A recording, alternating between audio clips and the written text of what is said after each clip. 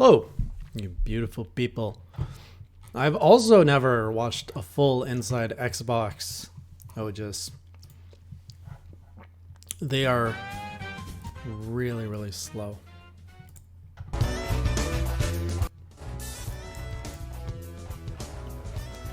But what else do I have to do today? Quite a bit of things. But some people are speculating that there's a new Batman game that's going to be announced somewhere. Which is based on a tweet from Warner Brothers Montreal.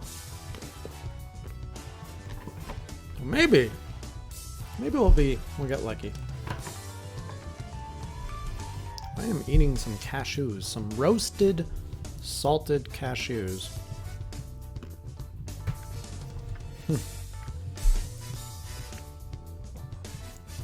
Crayons, honestly, if you have anything better to do with your evening, I suggest doing that instead of watching this.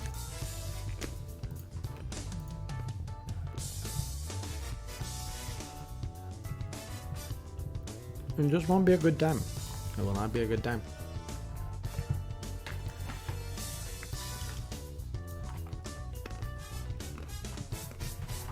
Yeah, cashews are good.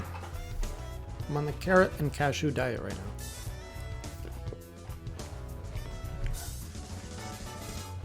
Come on, Xbox.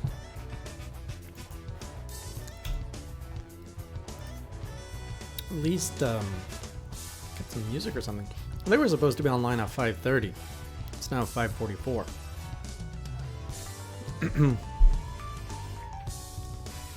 Well, we already know what the main topics are going to be about. So we're gonna get Outer Worlds. We're gonna get some new gameplay on the Outer Worlds, which I'll take that. I'm a little interested. What else do we have? We have. Sorry about this. Yeah, so we have a new look at the Outer Worlds. We've got the actor Jon Bernthal, who's going to be talking about Tom Clancy's Ghost Recon, which that's going to be very boring for me. Microsoft is going to share some details on X19, which is an Xbox fan event that's going to be in London, UK. So not too relevant there.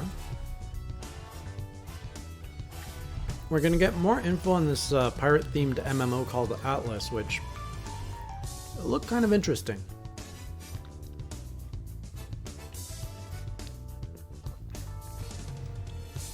What else did they say? DayZ, Hitman 2, Code Vein, After Party, Felix the Reaper, Children of Morta. We're going to get some updates on Xbox Game Pass, and we're going to get some updates on the xCloud. I'm a little curious to know what that's going to be.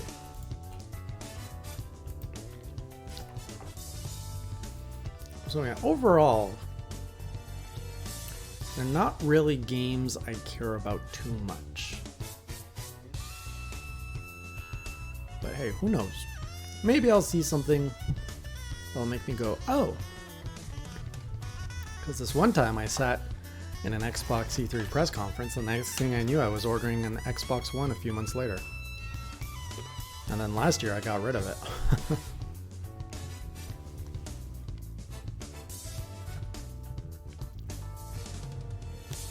The event will have the latest details on Project xCloud. So it's a very casual setup usually where they're just kind of like talking on stage. It's like you're an insider and you're just hanging out at a company meeting, pretty much. That's the format.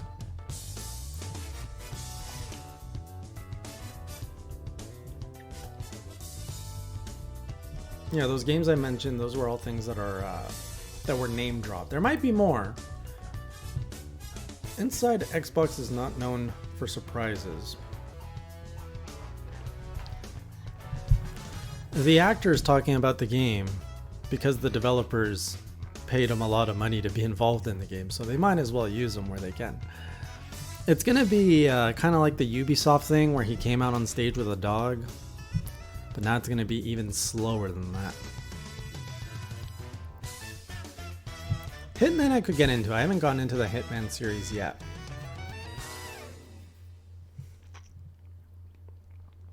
Yeah, Xbox Live free games, Xbox new Game Pass games, those interest me. If we're getting a lot of new games on Xbox Games Pass PC, I'd be really interested in that because I'm on that now. Specifically, I would love for the Master Chief Collection to be available on PC. I know it's coming, but it's not, or it's out, but it's not on Game Pass.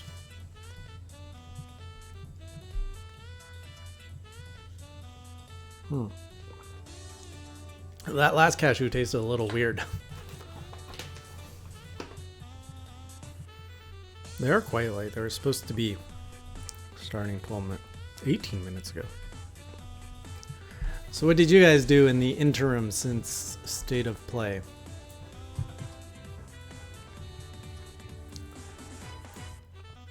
I've only been looking at the news. Apparently some pretty big stuff happening in US politics right now. Not something we're going to talk about, but it's big. Oh yeah, there's also a media event for Last of Us Part 2 coming out. Wow, this would be amazing. Could you guys imagine if the goose got an invite to Smash? Yes, please.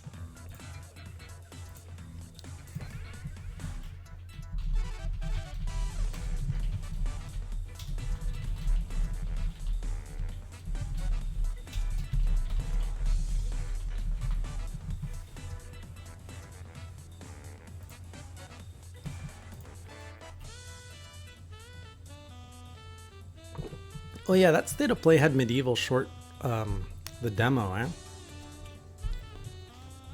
I guess that's one thing, another good thing that came out of it.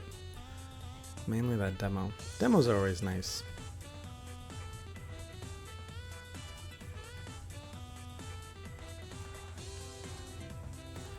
I was also kind of curious about that Wattam game. You know, while we wait, let's see if we can find out more about this Wattam game. That was that that weird game that's from the creator of Katamari Damacy. So they just posted, I think this was just posted today.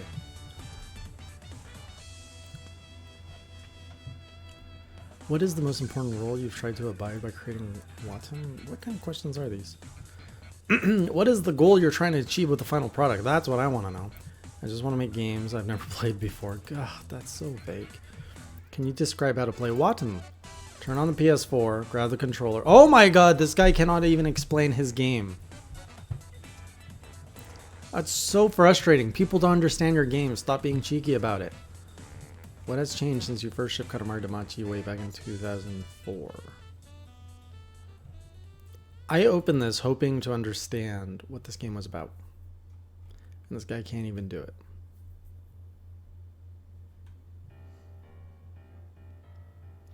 So Wattam is a kind of narrative-based game, more than you expected. So if I said something, it might be a spoiler.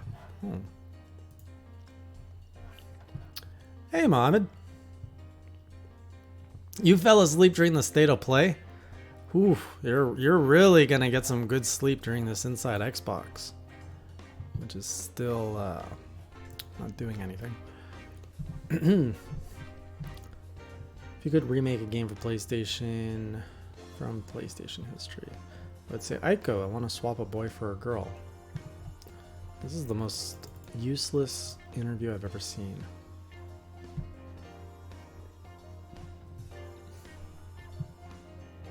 I'm sad and thinking what the video game can do for it. Oh boy.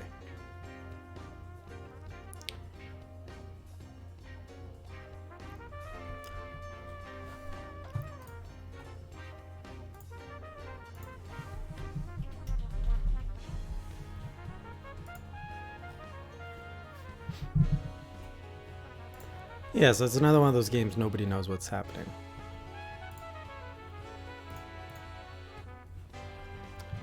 We definitely need the goose in Smash.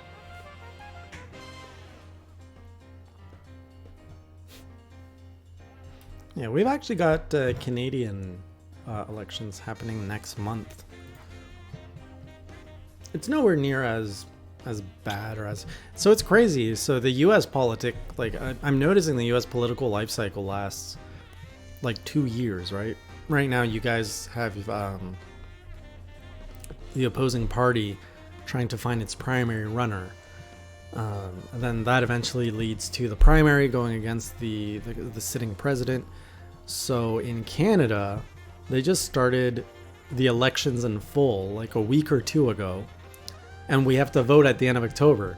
So they've only got about 2 months to rally people to their cause and show platforms. It's very different than the U.S. The U.S. really draws it out.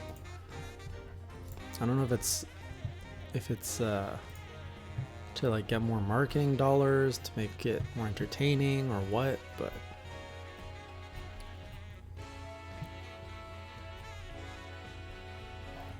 okay, so this blog was useless. Let's see if we can find something else to talk about. At least we got some decent music to listen to.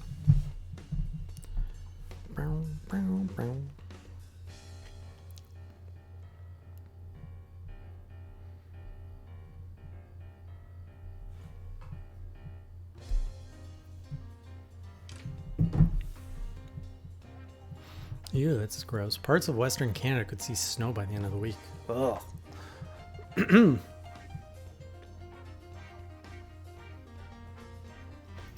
Oh yeah, did you guys... Wait, no, there's no baby in there. Is there a baby in that Death Stranding controller they showed off, or was that a special effect? Yeah, I think it was a special effect. I don't think there's actually like a baby that shows up in there.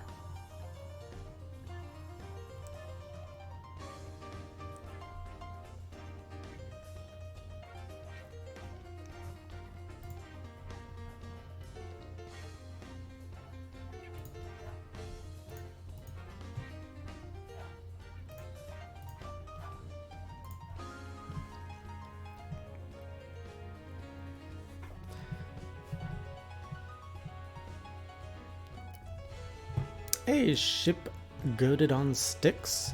How you doing? You ready to watch this Inside Xbox and see what goodies they have? You know, now that I actually use Mixer a little bit, I kind of curious to see if... Although the Xbox brand never talks about Mixer, does it? I don't think we'll get any kind of Mixer announcements here.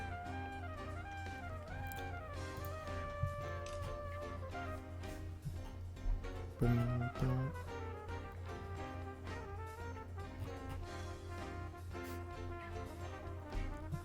It was really weird about State of Play. I didn't realize how much Sony was hyping it quite a bit, eh? For no good reason, too. Yo, D-Dub! Help me stay awake. I'm glad you're joining us as a viewer. Otherwise, I'd be all by my lonesome, watching some Bourne. Awesome. Glad you appreciate it. These are gaming covers. These are jazzy gaming covers.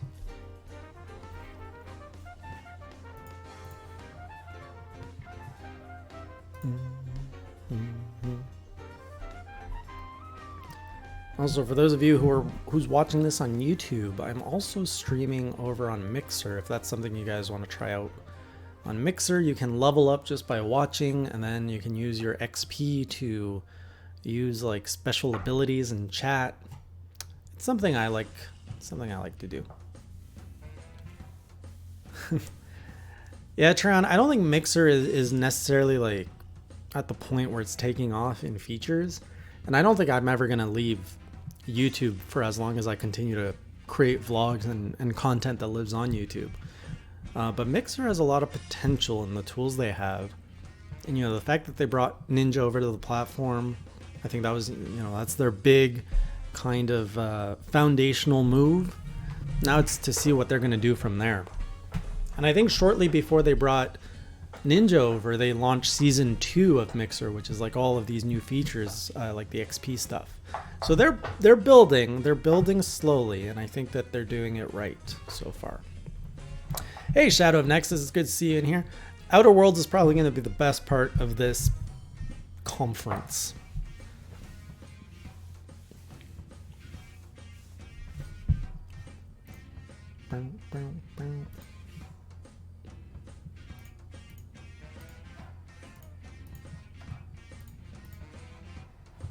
This is actually a Sonic game cover, apparently.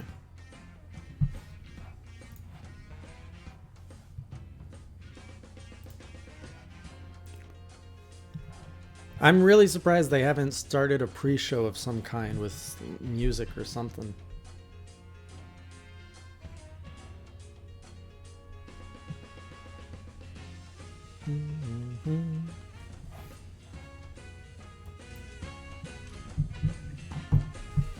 I am curious what the Batman thing's all about. I'll show you guys what I mean if you haven't seen it yet.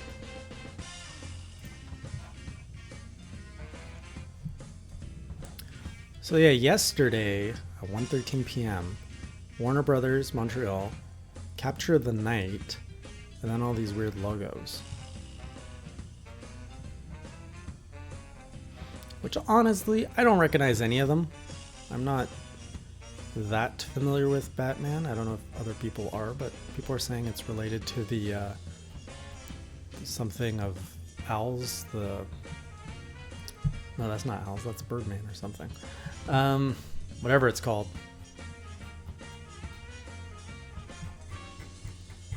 So yeah, I don't know what that was about and where they're going to be showing that. If they do show that here on Inside Xbox, that would be pretty crazy.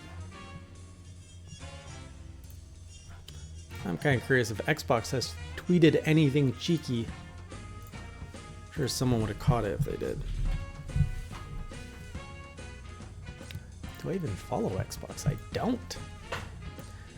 Coming at you live tomorrow with X19 updates, The Outer Worlds, Ghost Recon Breakpoint, and more.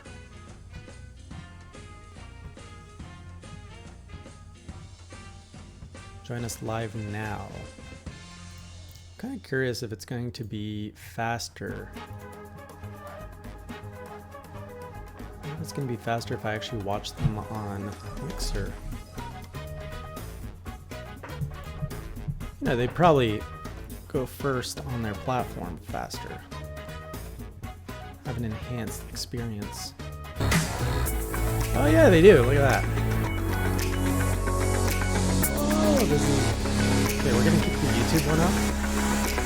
Because there's too much garbage going on right here. Oh wait, or is it this? What was that noise?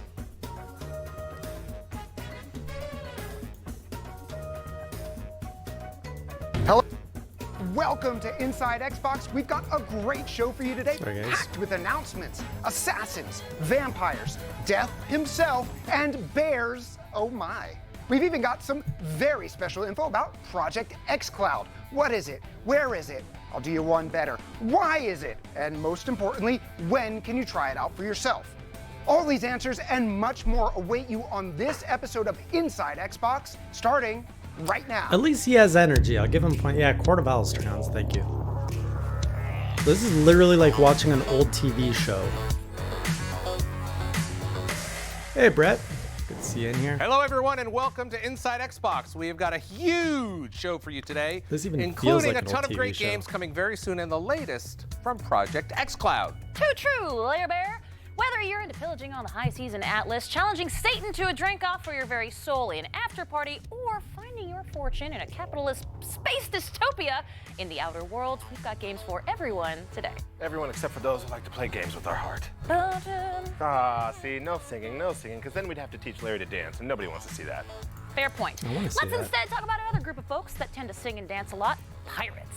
Yeah, brilliant segue there, Kate. Thank you very much. Anyway, the game is called Atlas. It is a persistent open-world pirate kinda missed this sandbox format. game Ooh, I like this that guy's will pin. challenge you to swashbuckle with the best of them. Look at that Xbox And it's pin. coming to Xbox very, very soon. We're about to talk with Atlas's lead game designer, but first, we'll give you a head start on getting your sea legs with a new trailer for the game right now.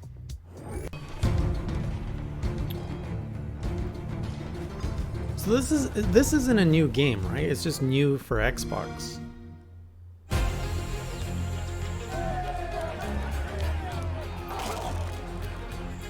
What's wrong with his suits?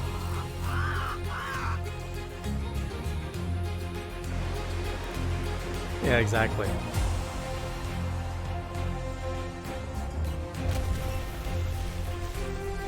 I think I saw this at E3 and I was like, ooh, I want to see more of this. But it basically looked like what Sea of Thieves was trying to do.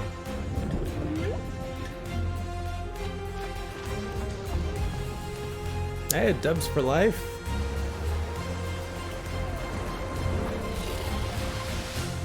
And on the Mixer side, I assume that's CD dub.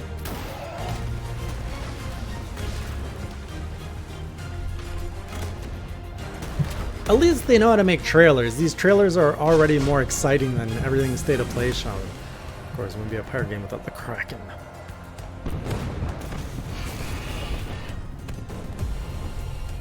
Yeah. Oh, Deviluke, it's going to be so boring. Strap yourselves in. October 8th, huh? Just enough time to get my eye patch tailored. And wait, a pirate game on Xbox? Haven't we seen that before? All right, let's address the peg-legged elephant in the room. Yes, Sea of Thieves exists. It's awesome, but Atlas is really a very different type of experience. They're basically on opposite ends of the pirate spectrum, which is something that exists now. Basically, you have Jack Sparrow on this end of the spectrum, and on the other side is Captain Phillips. Look at me. I'm the captain now. You remember that? Yeah. Maybe you don't. I might have chosen Kermit. Yeah. To help us understand this more intense flavor of pirating lifestyle, we have Atlas lead game designer Eric Wananen to tell us, well, all about Atlas. So, Eric, tell us all The about same obsession Atlas. that Sure, yeah. So people have with obviously, zombies there are a lot of pirate recently. offerings now. There are a lot of things that differentiate us from other pirate games, though.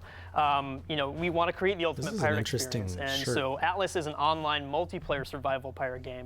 It's a massive open world that thousands of players can connect to simultaneously. One of the coolest things that differentiates us, though, in the pirate space is that we actually provide a truly persistent world. So if I build a ship or a base in one place and you visit that location, you'll actually be able to see exactly what I've built, and you can interact with it too.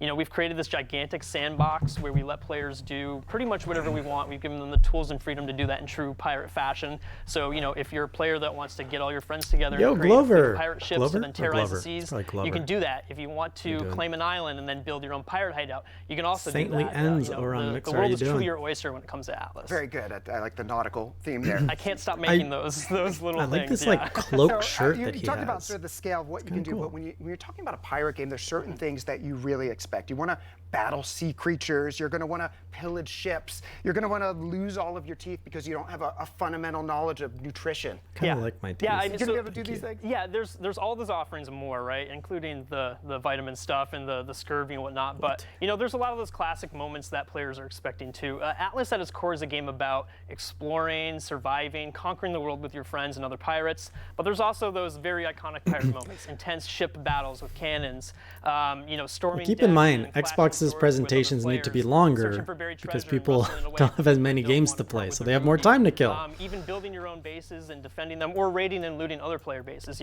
That's just a handful of items that are those really classic pirate moments that players are expecting that are in Atlas. And there's a lot more that players can expect when they get into the game and actually play. So Atlas's freedom, it's not just what you can do in the game, but it's really how you can experience the game. There's a lot of options to how you can really interact with the world of Atlas. Right, yeah, it's a very player goal-driven game, right? And so Heard that before. players set what they want to do and the stories that they want to tell in the game, and we give them the space and the tools to provide those stories for them to create. Yeah. All right, so let's talk about day one. You're That's true, launching Dita. into Learning more Xbox insights Game on Preview. Nintendo That's right. development All would right, be so that means interesting. that's the beginning of this voyage for Atlas on Xbox. Exactly.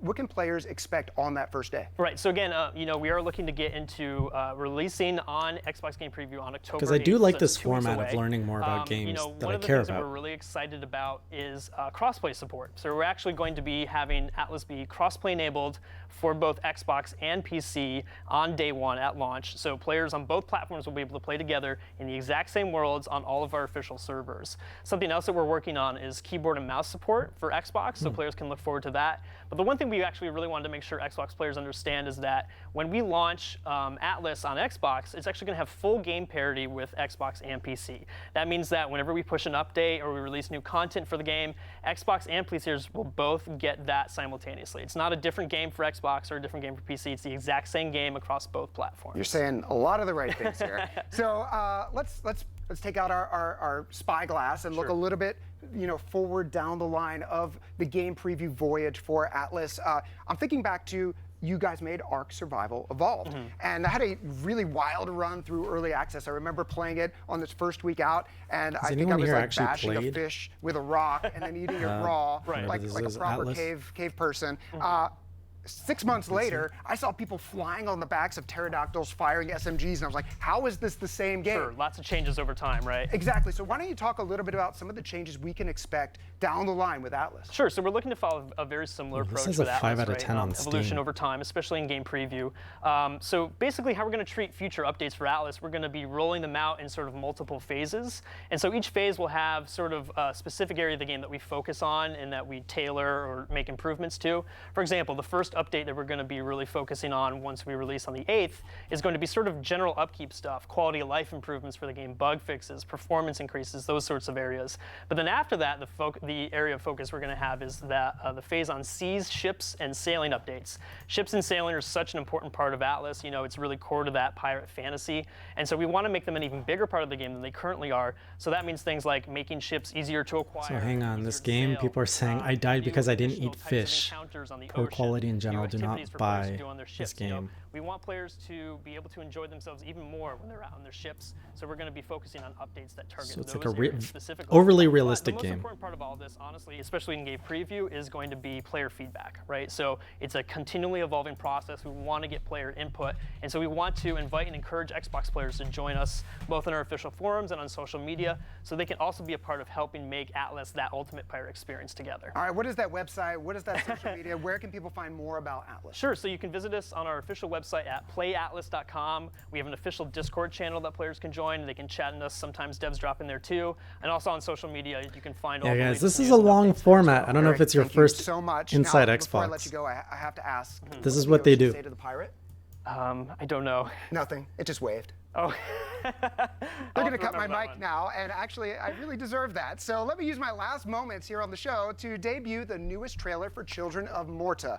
This game's an action RPG roguelite where you gradually meet and unlock more members of your family as you play. It's kind of like Thanksgiving dinner, just without all the unnecessary political ramblings from my Uncle Yuri at the end of the table. He knows what he said. We're proud to share an in-depth trailer now, revealing some never-before-seen characters and the date of this very anticipated, much buzzed about game's Xbox debut. Please Thank you, E. enjoy Diddy, but Children don't of Morta. sacrifice yourself if you don't have to. This is a really long stream. I'm not even sure why I'm streaming it.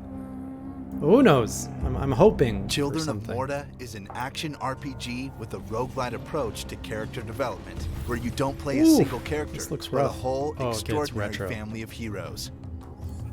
Hack and slash through hordes of enemies in procedurally generated dungeons, caves, and lands, and lead the family of Bergsons, with all their flaws and virtues, against the forthcoming corruption. Gameplay-wise, it's a unique mix of action-adventure RPG, roguelite, and hack-and-slash game. By leveling up, you develop not only individual characters, but also the entire family. There is no permadeath, and you can change family members between the dungeon runs. I think we've had enough roguelites. The story takes place in a distant land, but copes with themes and emotions common to all of us. Love and hope, longing and uncertainty, ultimately loss and sacrifice we are willing to make to save the ones we care for the most. Ultimately, You won't get it's that about here, a family Luke. of heroes standing against the encroaching darkness. You're not gonna get any Nintendo news here. You can choose from 6 different family members, each one having unique skill sets. The father, John, a protective warrior with a sword and shield. Oh, did you guys see The my elder daughter, Linda, Knight a precise archer. cloth? in my Kevin, glasses? a quiet fighter equipped with deadly daggers. Lucy, Exclusive a to the lively Switch and Collector bold Edition. fire mage. Mark, a mindful martial arts fighter. And Joey, who smashes his enemies with a sledgehammer. There's something Ranged about attacks, this magic retro spells, style that I don't blocks, like. Stuns, evasions, and passive skills. It's all there for you to discover, unlock, and upgrade. Check out different setups and find your like preferred modern way retro. of combat.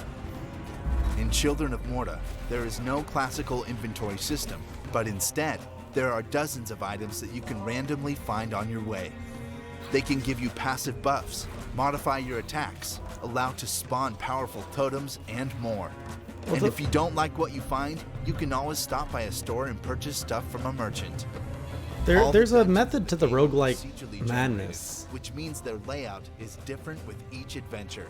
They can be from 2 to 4 levels of each dungeon, with a unique boss fight at the end. You can always get back the previous dungeons to get extra XP or finish all the side quests. You know, it's for people who like to replay a game There are 3 different using the lands same to discover. mechanics. Each one basically. represents a different part of the Morta realm.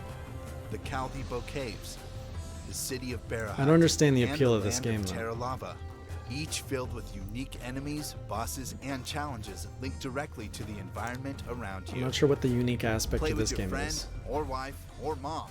It's a game about family, after all.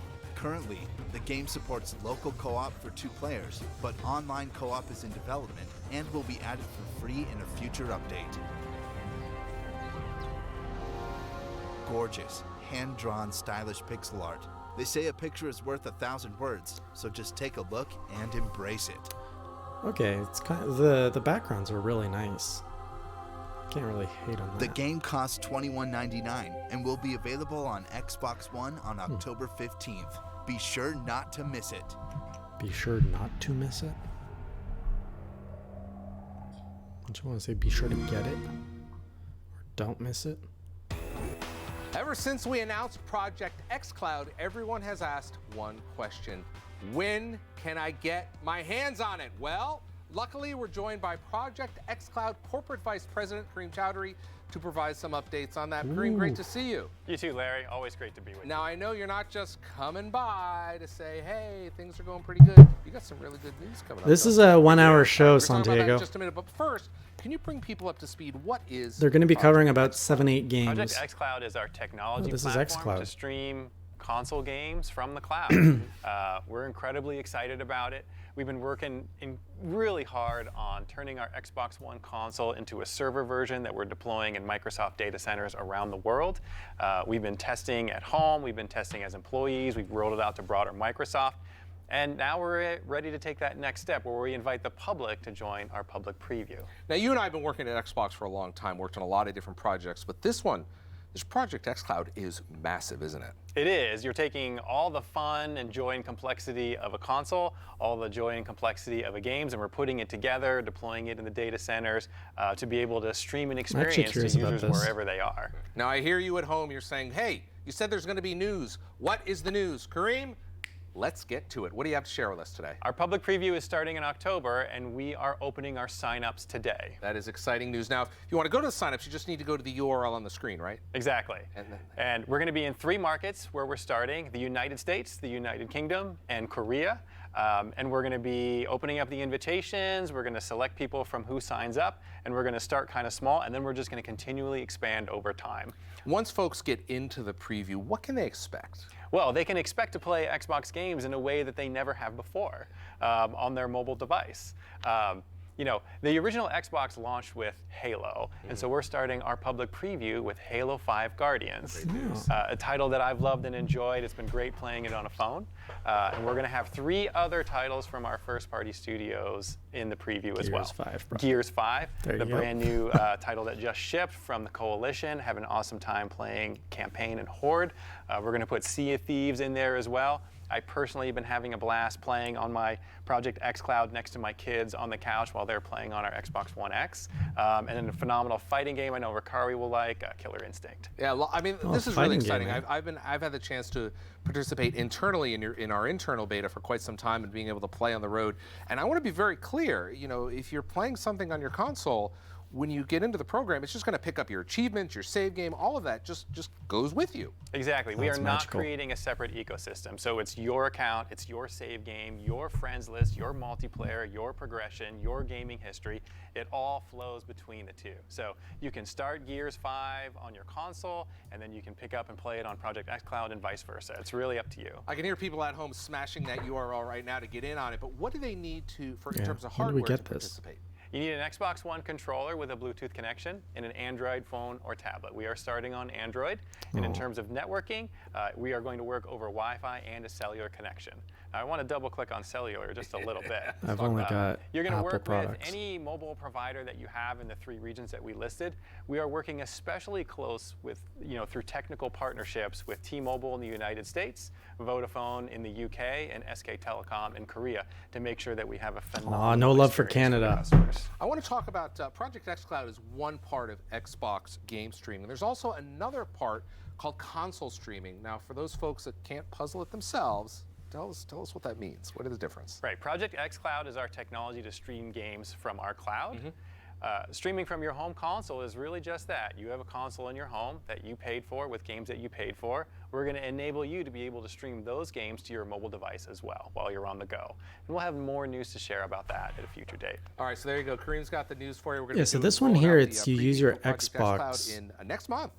Next month, and they participate. To They just stream, go I to the think. URL on the screen to sign up, and hopefully they can join us. Yeah, it's been an incredibly exciting time because I've watched people both on my team and within Microsoft get to enjoy games on Project xCloud, and the stories that they've been able to share have really been inspiring. So I'm excited to invite the public in. We're going to expand over time. We're going to make it better every single week based upon feedback, and I want people to join us, have fun, play, and share their Project xCloud stories. Join us on the journey.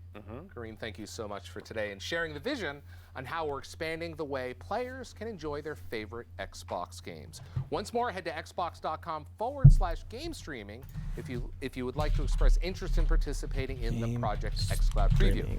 And that's what we're all about here at Xbox, giving you the options to enjoy your favorite check it games out. however you want. And of course, a huge part of that is Xbox Game Pass. Kate Ricari, what do you have for us about that? Well, thank you, Larry, for asking, and we've got plenty of games. Oh, I to can't make sure you access don't 'cause lose I'm in that Canada. LTV tan. We just all want you to glow. Oh, yeah. Let's take a look at all the games coming to PC and console through Xbox. Their table looks like a PlayStation. That's crazy. Like a PlayStation 4. Here we go. Games Pass. Or Game Pass. That's right, coming up very soon, like in about 2 minutes soon, we'll have a fresh batch of new games coming to Xbox Game Pass for PC. But first, Yes, we just for released PC. a gang of new games on Xbox Game Pass for console. Now, if you like seeing dudes with spiky hair scream a lot and punch each other, It's just like Goku here, right? Is that a basketball? too true, Artan. cool. Which is why we've added Jump Force to Xbox Game Pass for console. Now, if you're already a member, you can download the game faster than Goku charges a spirit bomb. It It's does not- take a while. it's not very now, we've fast. also added Bloodstained Ritual of the Night and Lego Worlds, both available right now to download and play on Xbox Game Pass for console. Oh yeah, awesome game high five. You know what? We could not. Now, Xbox is out here providing you with, let's be honest, more games than you will ever have time to play, because being an adult is tough. It's our personal mission to make sure that backlog never disappears, and we're just getting started. On that note, let's check out what's coming soon to Xbox Game Pass for PC. Xbox Game Pass for PC is already home to amazing titles like Gears 5, Blair Witch. This is what feeds Indie Bloodstained Corner, by the Ritual way. of the Night, and Kingdom Come Deliverance. But we're just getting started. Here's a few of the titles coming to the service over the next few weeks. Fall is in the air, so put on that scarf and get ready to defend yourself from some pumpkin spice pillaging. Oh, In this Bad looked North, okay. you must defend adorable little villages from marauding Vikings, because let's be honest, marauding is just what Vikings do. Are you bored of racing games that offer I'm just huge bored of gameplay racing game, challenges? period. Do you want to restart every time you Wait, is this slightly Forza? miss a turn, or even think about missing a turn? Then check out Dirt Rally 2.0. Seriously, it's so tough, we gotta do it. We just have to. It might just be the Dark Souls of racing games. Cities Skylines is an urban planning sim that lets you cultivate the thriving Oh my utopia God. you wished you really lived in. Which is to say, yes, you can put your house on the I've same wanted to block play as this the game top for years, but I never want to buy it. Enjoy this blast from the past, and we mean that very literally, since Saints Row 4 Re-Elected has a dubstep gun. Yeah, remember when people This one like I don't care for. dubstep? That's just the tip of the ridiculous iceberg in a game where you, the President of the United States, are trapped in a simulation by aliens and must fight your way out. It's kind of like The Matrix, but with dubstep. You know, I didn't really think I'd be saying that out loud today. Whether you're balancing the municipal books or presidentially punching aliens to dubstep, Xbox Game Pass for PC is dedicated to bringing you a variety of quality games. Make sure to check out the Xbox Beta app on September 26th for the next wave of games, and keep an eye on Xbox Wire and Xbox Game Pass PC on Twitter in 2 for days. up-to-date information. I'll definitely be picking up Look, we told you Skylines. we weren't kidding when we said we were just getting started with Xbox Game Pass. Not only are we adding new games to the Game Pass all the time, but we're also making improvements to the app itself. We've got an Xbox Beta app update coming out in early October that includes UI enhancements to make it faster to browse your library. Which I take it to mean the whole app has been replaced by a giant button that just says play Bloodstained Ritual of the Night right now. And we're also bringing a whole new group of indie games to the service through ID at Xbox. Now, the third episode of ID at Xbox Game Pass is in the works, and the team is really excited to share their latest news. That includes titles like Genesis Noir, a hard-boiled detective story that takes place during the Big Bang. I actually like Right this from segment more. that It's a little bit Big more Bang, the one that fast-paced. created our reality as we know it.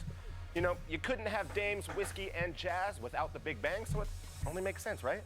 That is true, Ricari. There's also Lonely Mountains Downhill, a game that challenges you to race down a mountain without wrapping yourself around a tree, or a rock, or another tree, or even bigger rock. I think you get the idea. I do. Now, if either of those games weren't esoteric enough for you, then perhaps we can tempt you with a cult pinball action in Demon's Tilt.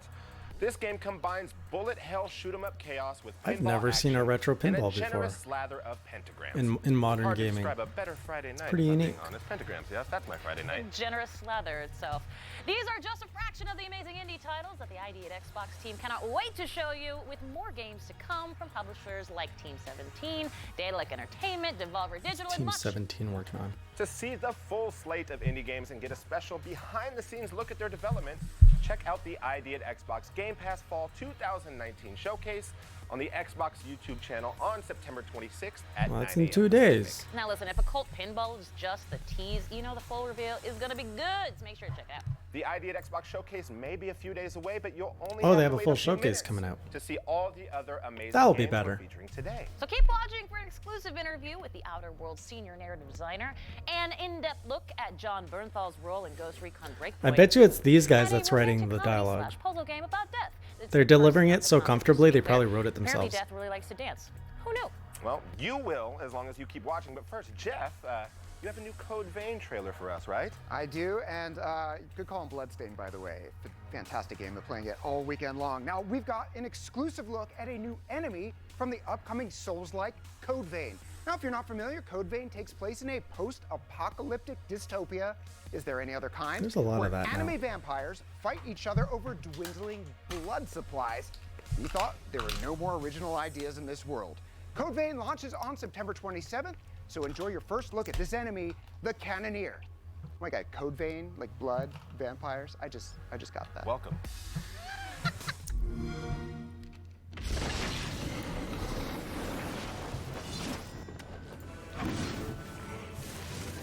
Man, I think we have a lot of bots. And Mixer has a lot of bots.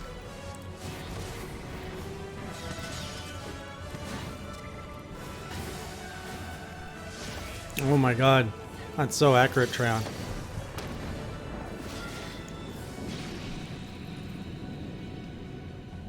You know, what is this game and why haven't I really been paying attention to it? Vampires to a game featuring enemies that would rather suck your wallet dry. It's the hyper-capitalistic, Oh my goodness. spacefaring RPG, The Outer Worlds. We've got Obsidian senior narrative designer Megan Starks on hand to walk Kate and Ricari through the finer points of the game. But first, for those of you who aren't familiar with the game, here's a deep dive in to The Outer Worlds.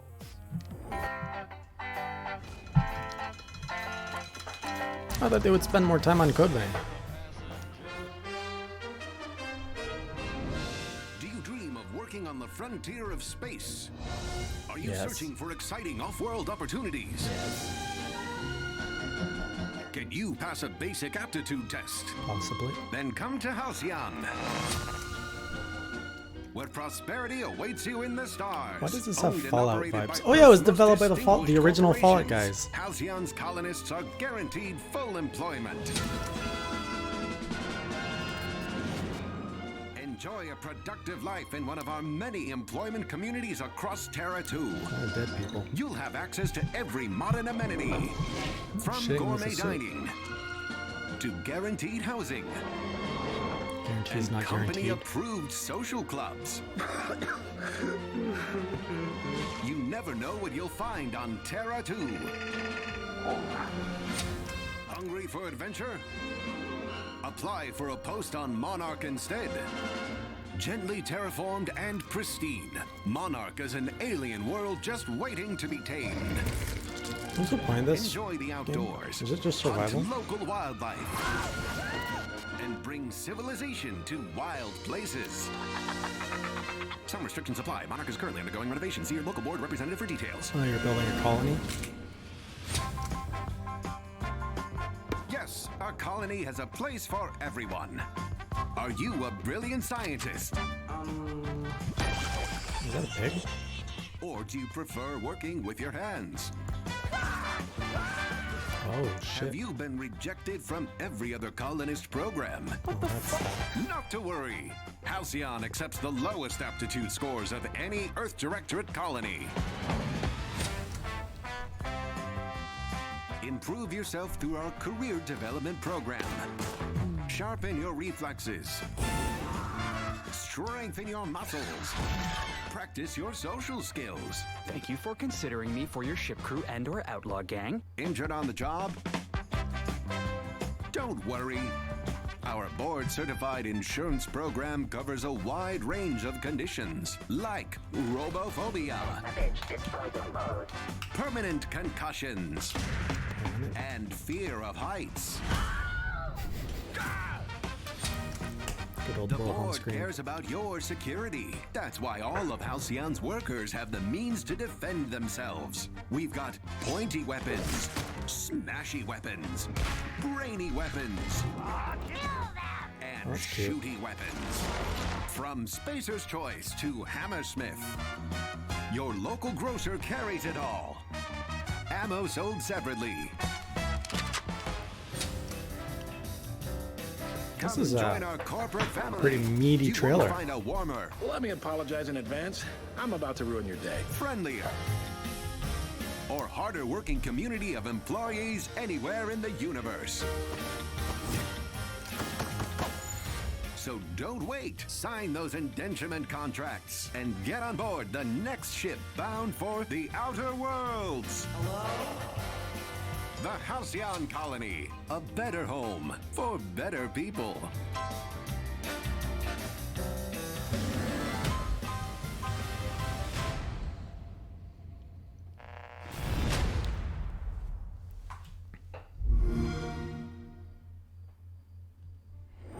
Well, as promised today, we are joined by this lovely lady to my right, not this guy over here, senior narrative designer Megan Starks. You're going to talk to us more about Outer Worlds. We're so excited to have you here today, and I'm going to go there. Give us the planetary view. I did it, and I do it again. Puns are welcome. You know what It's I'm totally saying? fine. Like, come on, it's Outer Worlds. Give us the planetary view. What does it look like? What is the game about? Okay, high-level overview. The Outer Worlds is a new sci-fi single-player RPG from the creators of the original Fallout franchise, Tim Kaine and Leonard Boyarsky, and Obsidian Entertainment, who made Fallout New Vegas. They also made KOTOR 2, and it wasn't This good. coming from the same developers that gave us Fallout New Vegas. What does that mean in terms of gameplay? Are we going to see familiar worlds in a sense, or gameplay? Like, take us through what we need to know. Yeah, I would Depends say what if you engine like it's that game, built you'll on, though, definitely Tron. enjoy this one. It's very similar because some of the team who made that game were also working on this game, and we did use it as a touchstone a little bit. But basically, it's like everything you would expect from a classic Obsidian RPG. It's story-driven or player story-driven, basically. you know, the choices that you want to make impact the world, the way you want to role play in the game, all the different stuff that you want to do. And we also provide different play styles for each quest. So it's like, do you want to talk your way through? Do you want to do full-on combat, or do you want to sneak and do a stealth playthrough? What if I want to run and gun? I can do that too, Yeah, you right? can totally do that. Yeah, I know. That's my play style. I won't be able to get past the character select If you screen. get me started, I just won't stop. But Well, that would explain why you're the senior narrative designer. yeah, exactly. So yeah, basically it's like we have different, like, do you want to do crit path? Do you want to do side quest missions? And then also the NPCs will offer you like different types of quests, and you can decide which ones you want to do and how you want to play them out, which factions you want to side with, pit people against each other in different areas. Yeah. Nice. Okay, so let's talk skills, because we obviously have the typical strength skills, speed skills, but talk to us about the leadership skills. Yeah. Because that's something that we can use in this game. Yeah, that's something brand new that we wanted to add in, because we're all about the different types of play styles, like I mentioned. Yeah, Code Vein, you one blink of them and is you miss it. companion-based, which is, do you want to do your leadership skill? It makes you a more effective leader for your crew of companions that you can optionally recruit in the game. They will like interject in conversations, they have opinions about the world, but also it makes them more effective in combat. I do have a follow-up to this, which means, does this mean that I could hypothetically have an army of my own minions to go about and do my business? Because I've honestly been needing that for quite some time. Well, a very small army, but yes. I'll take it, it's fine. Yeah. Companions. Yeah, I mean, they do, you have like companion abilities, so you can tell them, like, I think people have seen Hey, like, Legolink. this drop kick where you're like, you know, go kick this old lady, or hopefully not. Welcome to the Chill Fest. And then you also have, I mean, sometimes I do that. You said it's okay. play the way that you want to play. So. I mean, I see judgment here, Yeah, is all I'm saying. I'm just saying it might have happened in one of my playthroughs. I feel a little bad about it. But then we also have different perks. You can spec out their abilities. You know, their skills, however you'd like. So we talked perks, abilities, skills, and whatnot. I want to talk weapons because I saw some Damn, crazy what stuff. happened to, And I'm going to have to reference the card here because I Nintendo? know there's a shrink ray, but a mandibular rearranger. Look at that Yeah. stock take me drop. through- take me through those Okay, two, so what we they do have different science For weapons that you Nintendo. can find in the game. One of the playstyles we wanted to support is the whole mad scientist. We have a lot of Drop research and $2. development, different cool things that you can come across, and if you find them, one of them is the shrink ray and the mandibular rearranger. We do have others that you can find, but you'll have to play the game to get a hold of them. The shrink ray obviously like shrinks down your enemies, so they're weaker and easier to kill. Hey, Mecha Shadow, And this is the about an mandibular- hour to an Yeah, hour and the a half. mandibular rearranger is like arranges your facial Consider it features like to an make old it like a TV giant show nose and a tiny if head you and lived stuff like through that. the So it's pretty 90s. funny. Little weaponized. Yeah, It's that yeah, format. we're always trying to add in the humor in every aspect of the game. So yeah. Well, Megan, thank you so much for bringing us through the wonders of science and letting me say Pablo Picasso on this show, because I think that hasn't happened enough. And thank you so much for being here. Thank Talk to us you. about Outer Worlds. Yeah. Right on. Obviously, the game looks incredible, and I cannot wait to shrink some heads and Pablo Picasso the H out of some peeps. All right, it's going to We're happen. down to It's absolutely- 100%, especially on games. Xbox They'll probably Game wrap Pass. up by 7. Well, stick right here because we got so many more wonders and delights coming on Inside Xbox. Speaking of which, we've got a peek at the latest Hitman 2 expansion in addition to a discussion with the developers of After Party, a game where you have to get this. Oh, next outdrink one's Ghost Satan Recon, to or is it escape Felix? hell itself. It's called a Tuesday, Ricari. But first, it's time to introduce you, all of you, to the wonders of very large men. Jeff? I think Outer Worlds will do well. I've got very large What's men going on with taking over Gears here. 5? I'll Chopped liver? I'll be honest, the sweatshirt very and the large? suit, they're doing most of the lifting here in terms of Sure, size. sure. yes. Well, you do look swole. Thank you. Yeah, we requested this desk just basically to hold It us up. shows. Well, unlike my body mass, Gears 5 has been growing and growing. Over 3 million players revved up their Lancers in the game's opening weekend. And all those players can look forward to a ton more Hey, content, Greg, can't good they, to see you. What type of content? Well, over the next Aren't these 6 jokes months, right up your alley? the folks at the Coalition are going to add 4 new characters, new versus maps, new modes, new escape hives, and over 400 customization items. Is that right? 400. See, when what I they're hear telling us. big That's what it numbers said. like All right, I that, trust I you. get anxiety. 400 it is. But wait, there's even more. Okay. We wanted to remind you guys that you can unlock Batista just by playing Gears 5, but listen to me. You have to play it before October 28th. We're not asking too much of you here. Once the window's closed, the character goes back into the vault. And we had lost that combination long ago. So it's a really good game, and you know that's a bonus. And speaking of bonuses, did you know Yes. you get 7 days of Xbox Game Pass with What? How? every It's a- specially it's marked a different can kind of of charisma. It's a North Rockstar American Energy charisma. drink. And By golly, what a coincidence. I kinda It just like so the happens cheese. that Gears 5 is on Xbox Game It's Pass. cheesy. All right, so if you don't have the but game it's- already, you can get it's access fun. to it for 7 days, unlock Batista, get a nice caffeine buzz It's going. taurine, actually. And on top of that, you taurine. get this lovely recyclable collector's 100% can. recyclable. This design is actually from UK-based illustrator They Luke literally Priest, who has done pushing- work for Marvel, Lucasfilm, and Metallica. So I'm thinking he's probably perfect for making art about a game that has chainsaw guns in space. Yes, and if you like the designs, and frankly, who doesn't?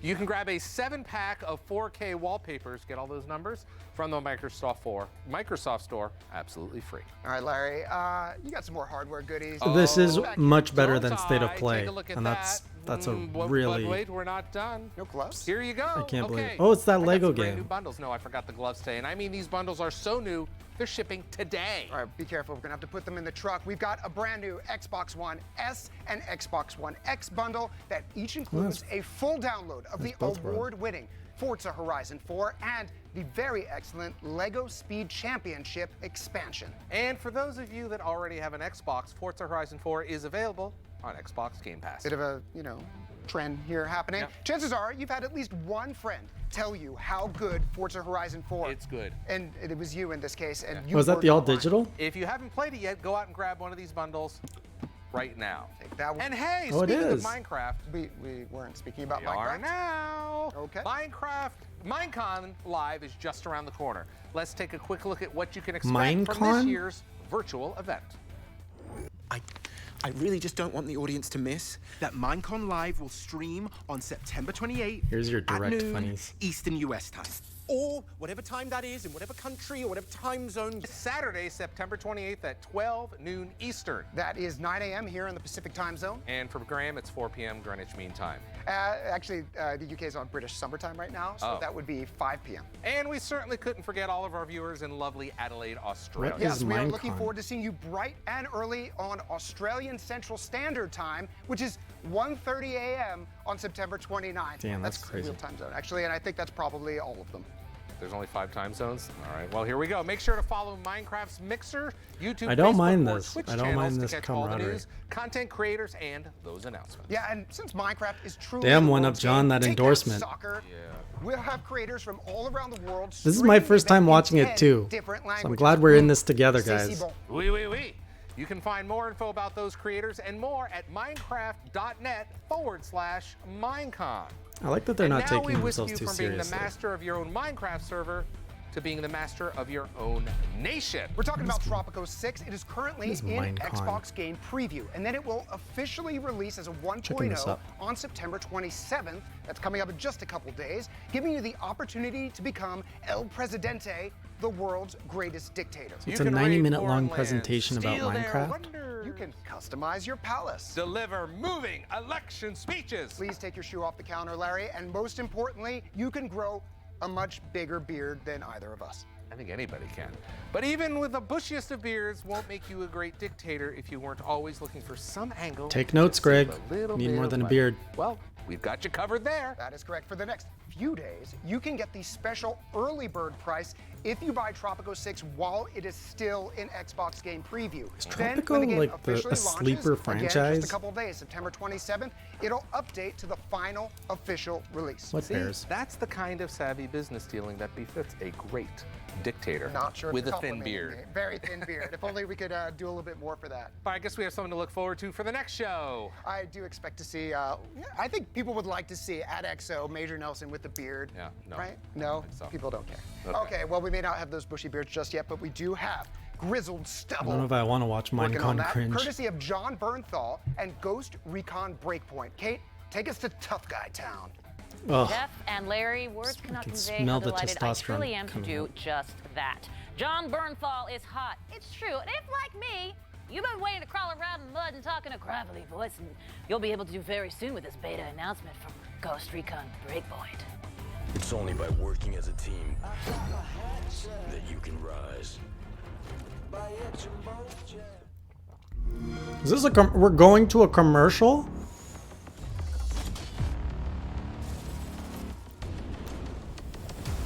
Oh no, we're going to a trailer. Listen, Xbox There he is. fans, I'm John Bernthal. I play Cole Walker in Ghost Recon Breakpoint. We're putting the finishing touches on Aurora, so feel free to download the beta from September 26th to September 29th. Hope you enjoy.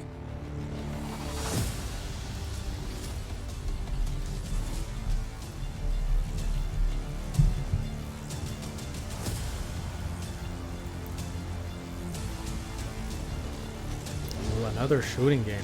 Is this genre ever going to tire itself out, or is there always going to be a bunch of people fantasizing about war and shit?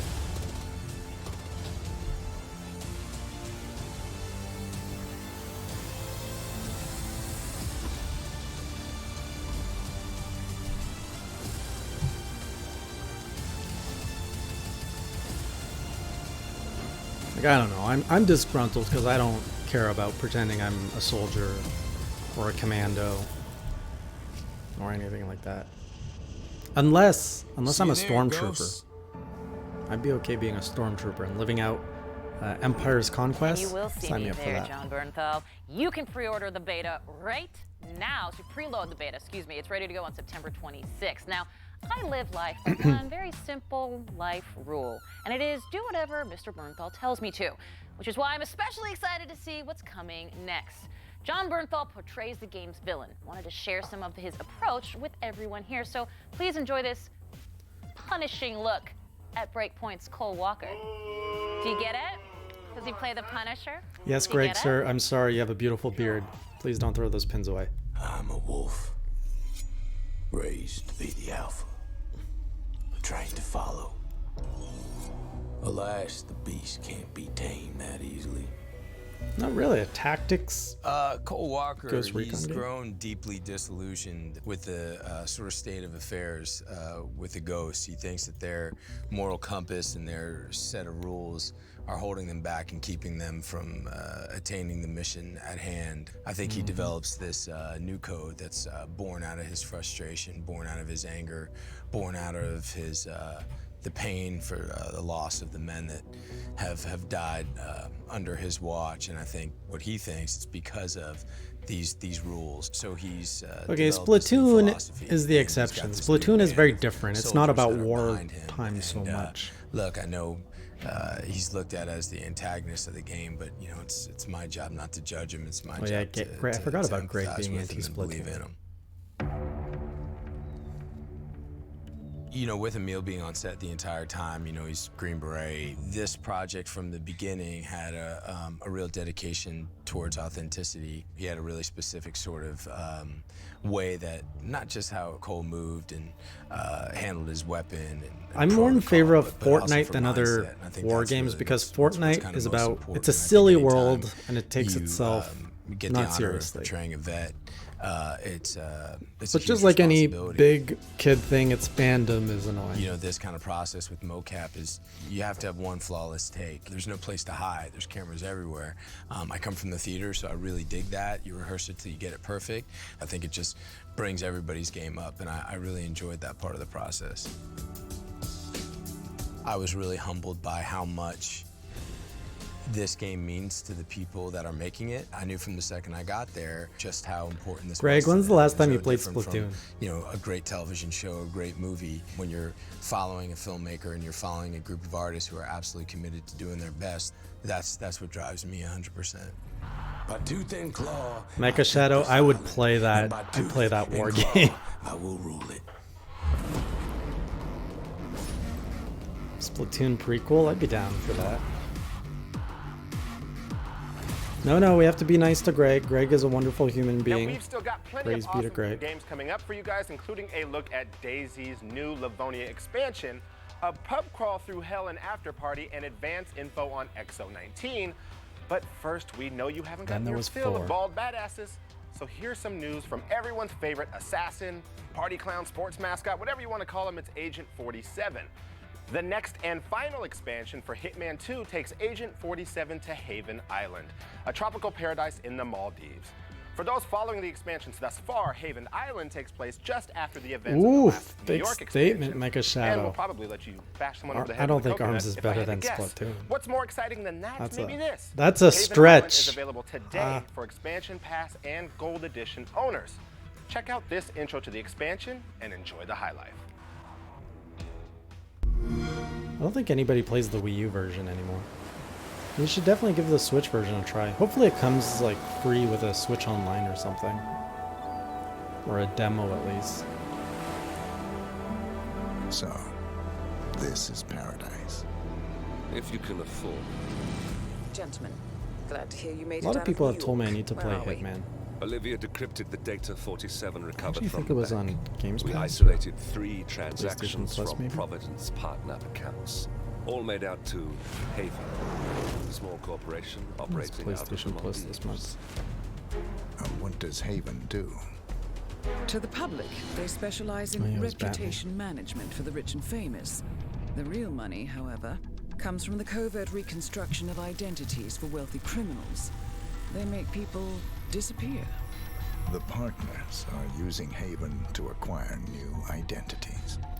Yes. That was DJ Olivia's Hero? been attempting to hack the Haven servers, but the owners of Haven are manually resetting the access keys every 10 hours. That, unfortunately, makes them targets. Yeah, that'd be an idea. Nintendo enthusiasts could do like, you know, writer has never Haven played. Island is a true tropical paradise. Greg had. Owned by the Greg company's plays games founder, he's never Tyson played. Williams, the island is used by Haven as a combined headquarters and client entertainment center. The thing is, I Current have and Game potential Pass clients on are ferried to PC. the island and treated to the very best the Maldives have to offer. Michelin star chefs. Oh, massage it was with Games with Gold, I private think. huts, Hitman was available. Exercise facilities and all the comforts of a luxury island resort are made available to them. Wait, what is this? Is this like Hotel Resort Simulation with Hitman? 47. We'll be sending you in as a potential new client. We've put together a convincing cover story. You're Mr. Reaper, a thief for hire looking to disappear. Oh, Bloodstain's on Game Pass. Your mission but I have on it the on island Switch. is simple. You need to eliminate the 3 owners of Haven. Tyson Williams, founder and rumored tyrannical CEO of Haven.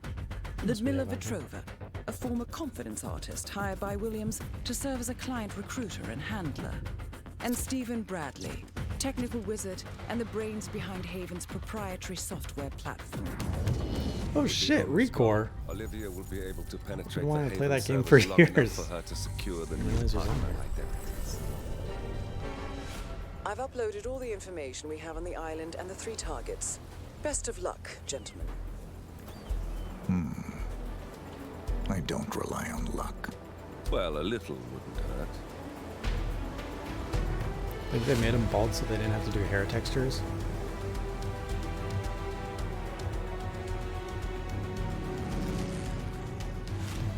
I actually bought an Xbox One to play Recore, and then it came out and reviews were bad. Oh, Sunset Overdrive's on here too.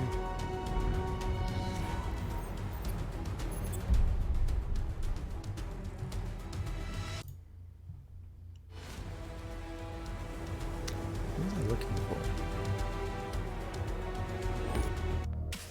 Nothing beats seeing a joyless Agent 47 in a tropical paradise, right? Completely dressed for it. But when it comes to sheer quirk, the developers behind Felix the Reaper might have 47 beat. If you're unfamiliar, Felix the Reaper is a romantic comedy about the most romantic and comedic guy around. Who's that? Death. Felix the Reaper comes to us from developer Kong Orange, and as you might expect, the game that is bringing you such a heartfelt story is a little offbeat. But they're awfully friendly. They actually produce their own behind-the-scenes mini-doc as a way to say hi, so let's take a Oh, look. hang on. Forza's not on PC Games Pass Death yet. is dancing on some historical images. And that Oh, yeah, it seemed so is. much fun that we thought there's some kind of game hidden in here. It's funny to look at, and it immediately Hey, young says, actor. make a game about me. Oh, this looks adorable. It's like Baymax. With clothes. He draws how stuff is supposed to look. Felix the Reaper is a shadow manipulation puzzle. Oh, Untitled It's in Truths 3D, would win. but at the core of the whole thing, it's about making people die. What? Once you figured out how to manipulate the shadows, you solve little adventure plots that will eventually lead up to a person dying, like they're supposed to in the plans of the This is Ministry so of Death. dark. So it's an evil Baymax.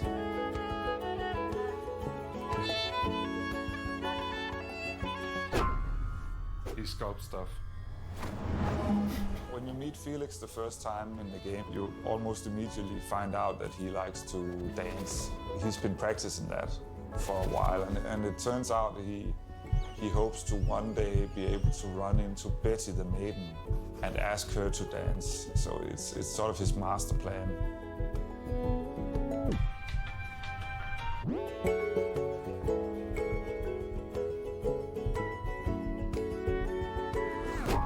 He makes stuff move and act. It looks really nice when a chubby guy like him dances the way he does. It sort of has this inherent comedy to it that is It's both an interesting relatable. take You on a don't studio laugh at showcase. him. You're kind of feeling joy with him. Oh yeah, look at that gut move. Ooh.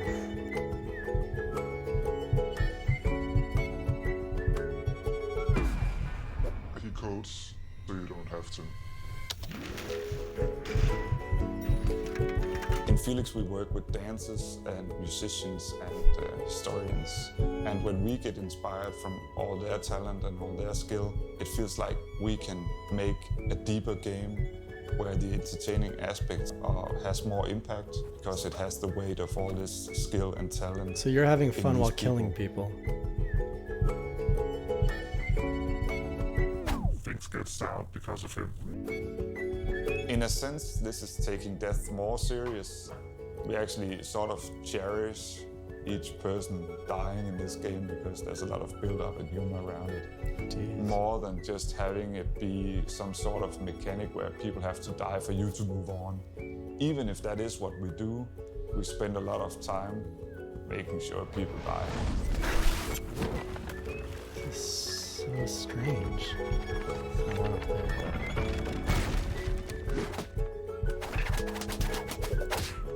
Romantic comedy game about the life of death. When's this going to come out? Comes out on PC, I like that. Ooh, next month. That's going on Indie Corner. Oh man, October 17th. Here we go. Leave it to video games to make death seem like a fun guy. Now you'll be able to play Felix the Reaper day and date on Xbox Game Pass. That's October 17th. And now, are you serious? I have to segue out of death? Challenge accepted. Now we're taking you from 6 feet under to a mile high. Yes, nailed it. Ooh, good The segue. fourth DLC for Ace Combat 7 adds a whole new mission in which you have to capture an advanced submarine codenamed Alicord. The new DLC adds some new game mechanics, including an electronic support area that helps you lock onto enemies. The super last one quickly, was and Felix electronic countermeasure death or areas something. that will do the exact opposite. So Already pilots, forgot. it's time to sortie for Operation Sighthound, beginning tomorrow on Xbox.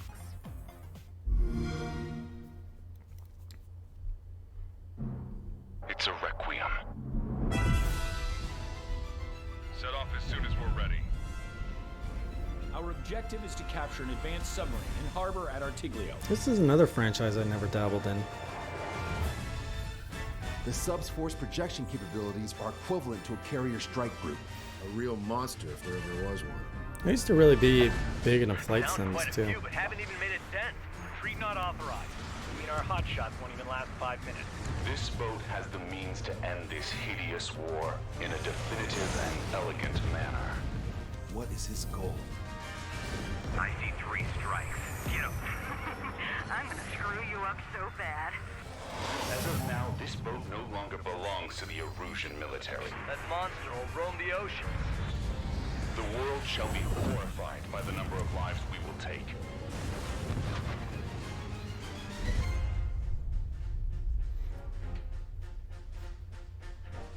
I guess it keeps selling. Milo, how long have we been Ugh, friends? the Satan game Our again. entire lives. Our whole entire lives. And so I want you to understand that I'm not blaming you for getting us killed and sent to hell. Two. All right, Greg, see ya. What do you want? 2 dead orphans. Hey, Blanket, welcome back. We're still going. And I'm not even saying how drinking Satan to get back home is the worst idea you've ever had.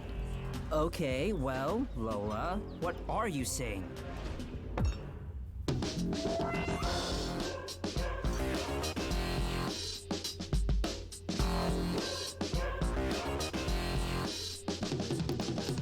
This game's getting a lot of coverage. Either they've got like good partners that know how to do marketing, or there's really something special about this game that we're just not getting.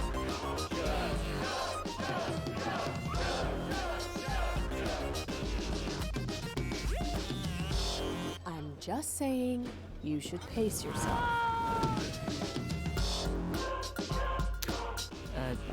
Blanket, did you miss anything interesting? Alcohol poisoning in hell? Let's see, what am I excited about? City Skyline coming to Game Pass next month or in a few days. That's exciting. Feels kind of wrong to do this interview without a drink in my hand, but I will try my hardest. And I am joined by the also sober. Yeah, this was in State of Play as well, Studio Tran. director Sean Krankel to talk about After Party. Hey, Sean, thanks for going? joining us. Thanks for having me. It's really good to see you. We just saw this trailer for After Party. So why don't you tell us what After Party is all about?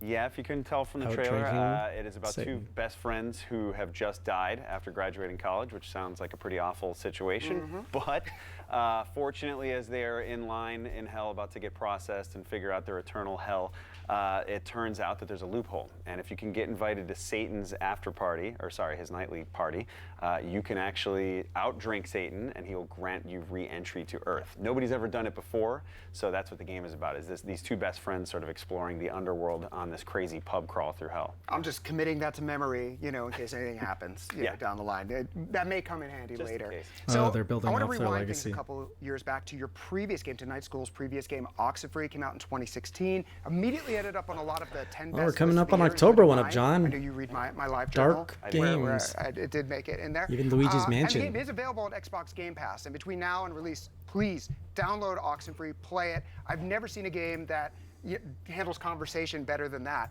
But the tone here is a little bit different. That game, sort of a realistic setting where like fantasy and paranormal things happen. It's turned on its head for After Party. Big time, yeah. I mean, for us, I think after completing Oxenfree, which was a pretty serious game, set in a setting that felt quite familiar, we wanted to flip that and go, let's be really fun and do a ton of world building. And instead of having a cast of only, 2 or 3 characters, why don't we look at a cast full of, this one has over 200. So it really, I think for us, it was important to carry over the connective tissue of Oxenfree, which is the dialogue system, the ability to walk and communicate, but how do we amp that up? So it was really about now, Milo and Lola going through this almost R-rated version of a Pixar movie, and we created our own hell basically for that, and Let's them talk exploring about that.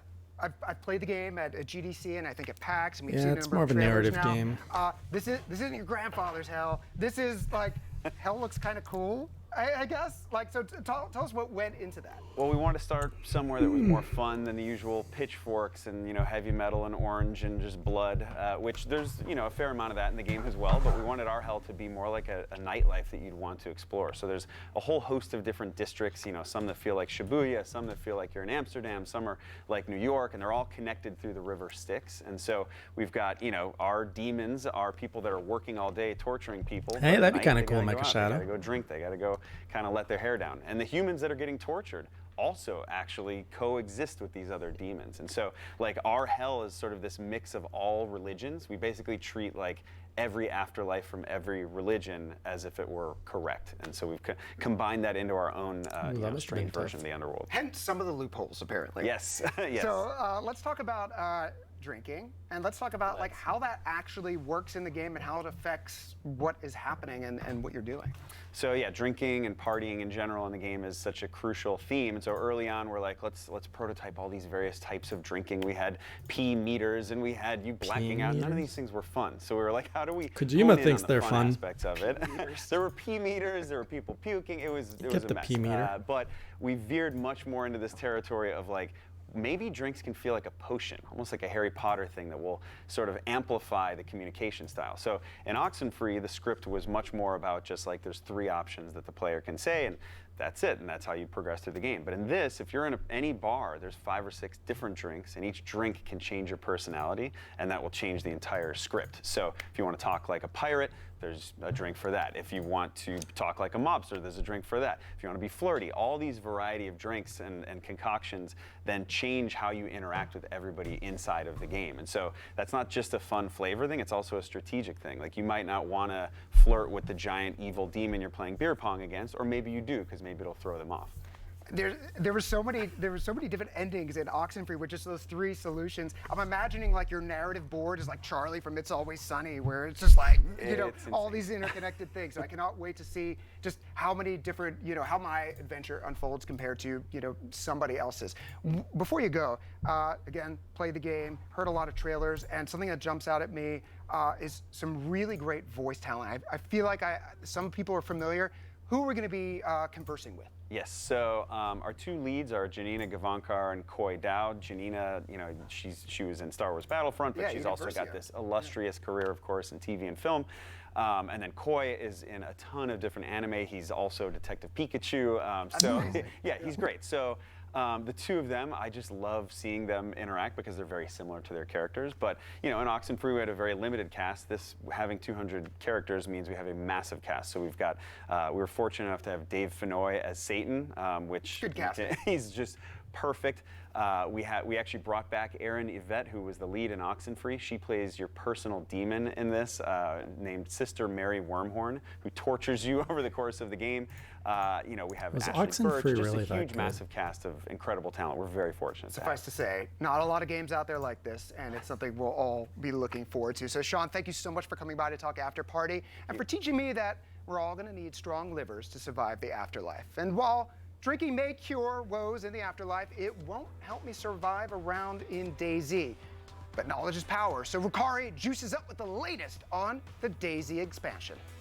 All right, well, up next, we're excited to show you the next big expansion coming to DayZ. Livonia spans a massive 163 square kilometers and provides sunny summer terrain with lots of forest locations to help you reenact your favorite Ewok-style ambushes. No joke. Start screaming Ewok stuff into your mic when you jump out of some bushes. It totally will freeze people up. Usually I would scream my favorite artist. I prefer Carly Rae, but we won't go into that. All right, now in addition to the new map, this expansion adds lots of new content that can be used in Livonia and the main game, including, can't believe I'm gonna say this, a bear. Like a big, hairy, likes fish, sleeping like an actual bear. I'm gonna stop making jokes before Reddit gets mad at me, but check out this trailer for Livonia coming to DayZ on November 3rd. These guys have lost me so bad right now.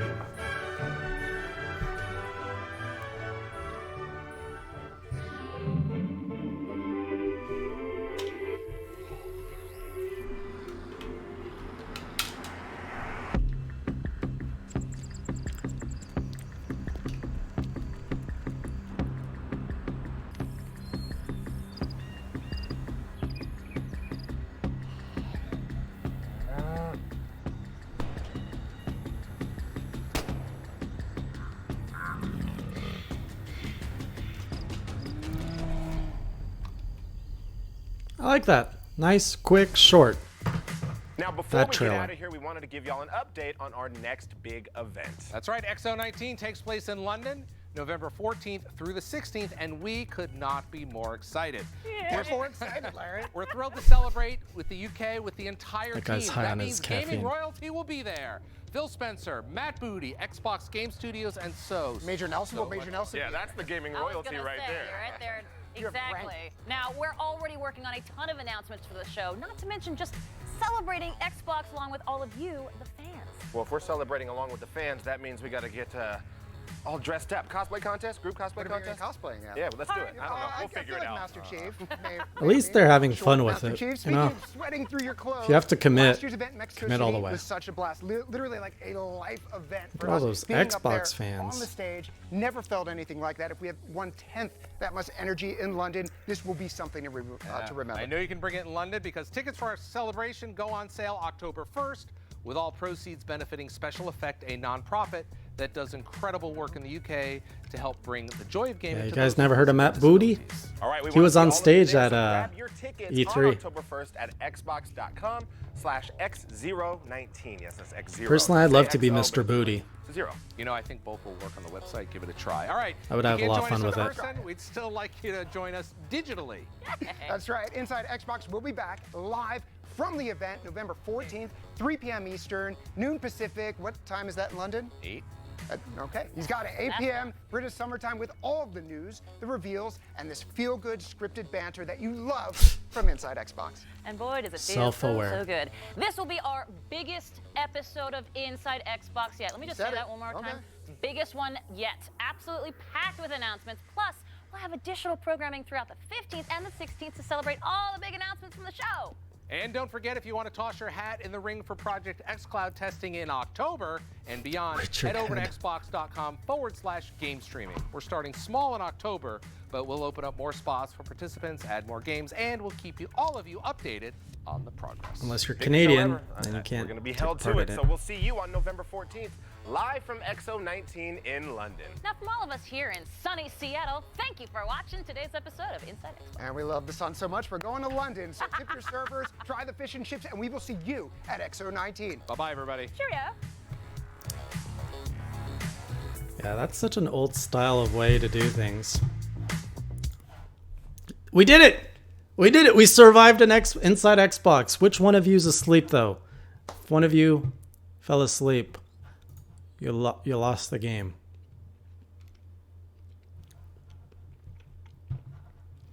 Hey, Jill Savior. Yeah, I might check that out later.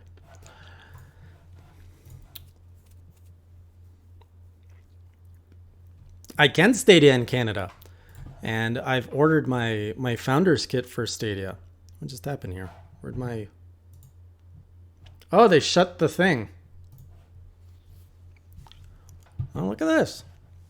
Everybody's pretty positive about it. Except for this J Play. Lost an hour of my life. So what'd you guys think? Anything catch your eye?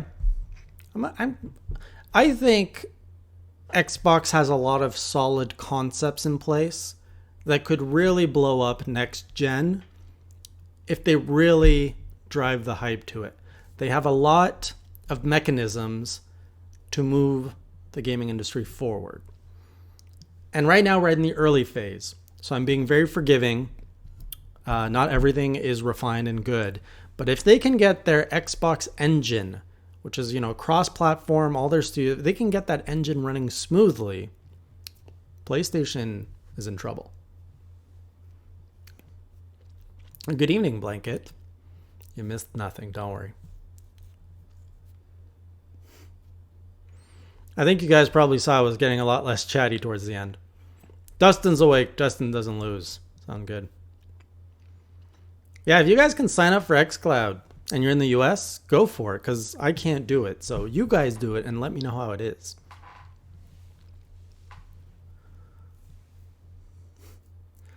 Treyon, I'm curious about Stadia. I think Stadia is going to be a flop at launch, but I want to try it for myself so I can make my own opinion about it, and that's the main reason why I ordered it. I was just gonna say, in fact, I think I'm one of their worst clients because I use a lot of Apple products, but then I remembered I use Google Chrome, and I think as long as you have Google Chrome, you're solid. You can play Stadia.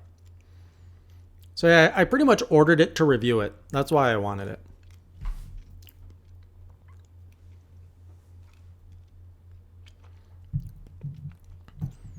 The problem I find with Xbox is their game selection is a little bit too skewed for a certain demographic. They never really, appealed to me as a demographic. But Game Pass I like because, as you guys know, I play a lot of indie games. And that gets expensive when you're not on everyone's media list anymore because you left the media company you were working for. So the fact that they go, hey, you indie enthusiasts, here's 20, 30, 40 indie games for free that you can play and try so that you can sift through the garbage and find the good stuff. And most of the time they've done the sifting for you. So most of it is good stuff. That That is a great consumer product. I like that. I like Game Pass. Granted, I'm only on the PC version, so it's not quite as good as console, but they're ramping it up.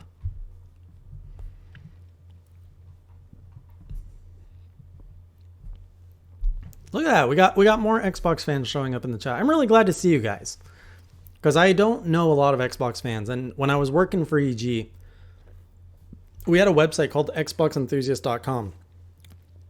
And, the goal was to replicate Nintendo enthusiasts. And we found 2 writers that were very, very passionate about Xbox. And it was the first time I actually met someone who was so passionate and positive about Xbox. And they were great people to talk with.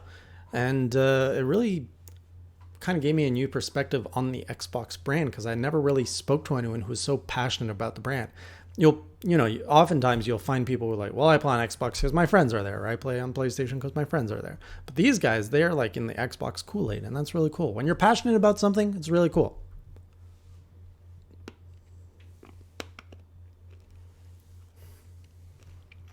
One Up John, do I want to pay $60 for a streaming only game on a service that will mostly not survive?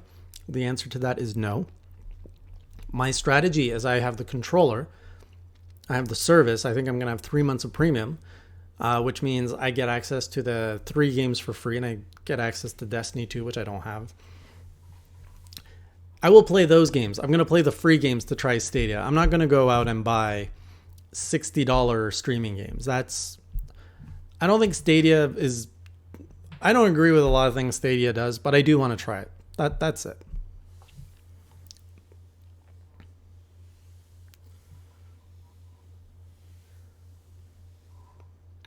And the great thing with Game Pass is if you really enjoy a game that you've played and you want to go out of your way to own that or to give money to the developer directly, you can buy that game at any point in time. So I don't know. I like it. It's a good service.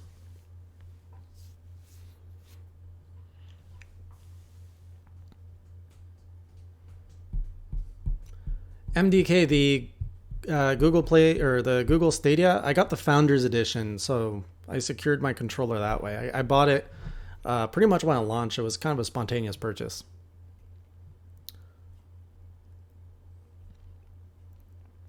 If I saw Guilt on Stadia? No, I did not. I probably did. It just didn't really stand out to me.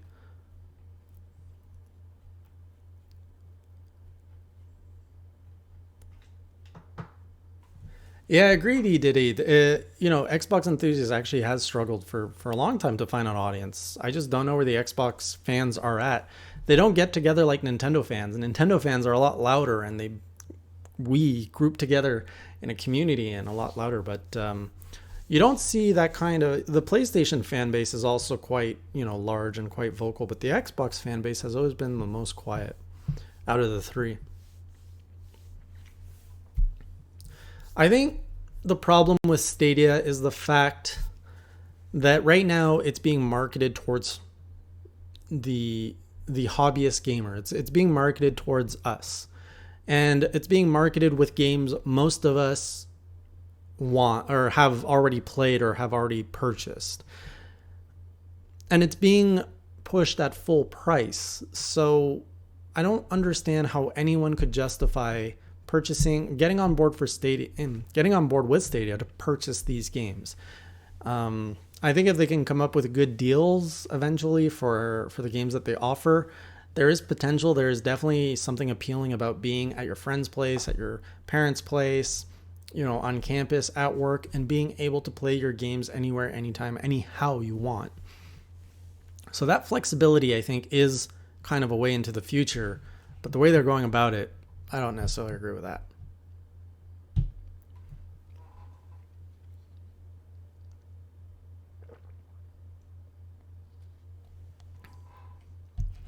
Look at Blockbuster Video on Xbox fans. Oh. All right, guys. Overall, yeah, that Inside Xbox, it's an old format. I kind of miss that format. I'm a little nostalgic for that in-studio thing. It's really a lot harder to watch in the modern age of YouTube and stuff where everything is here. It's just coming to your face real fast. I think we've lost something along the way when we transition to these more meatier shows to kind of what we have today. And I don't think that we'll ever necessarily go back. Maybe it'll come back in style just like Records came back in style, but I don't know. We're all strapped for time, and it is a less efficient way of getting information. But it's fun, and especially if you like, if they have these every month. Inside Xbox is a monthly thing. So if you actually start getting to know the cast and you look forward to the show, you know, there's something kind of fun about that. Just like your Saturday morning cartoons that you used to watch. Saturdays were exciting because it was kind of a tradition, and anything that starts building into a tradition is always fun. But we'll see. We'll see how it goes. On Live, I didn't try On Live. I haven't tried any of the streaming services. Oh, if I know about On Live? No, I don't. I've always been very physical medium only. Even last gen with the Wii U, I was very physical only. Only this gen am I shifting towards a more digital library. And even now am I starting to dabble more into the streaming things like with Game Pass and stuff like that. So I'm working my way there, but I was definitely not at the frontier of trying things out before.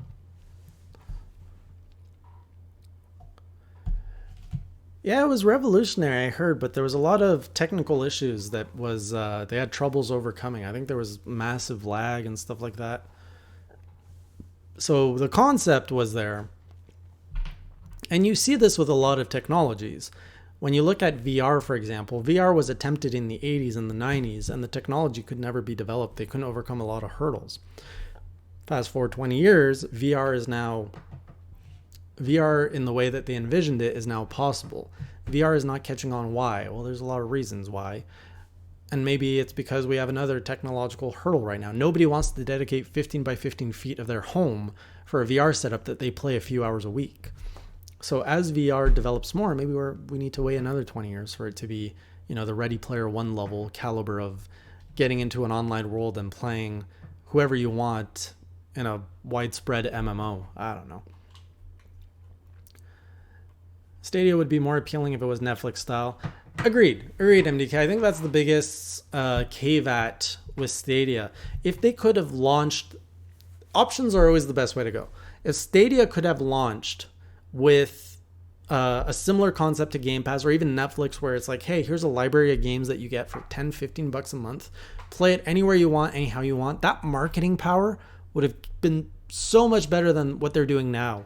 And then they could have always said, you can also purchase a game, and that game then belongs to you. Like, there's no reason that they couldn't have done both.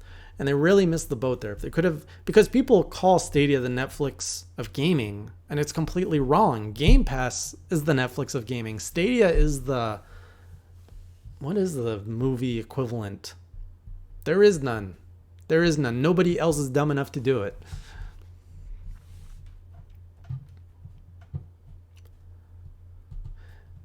See, I don't watch Nintendo Minute either, because I find Nintendo Minute is a bit slow for my liking.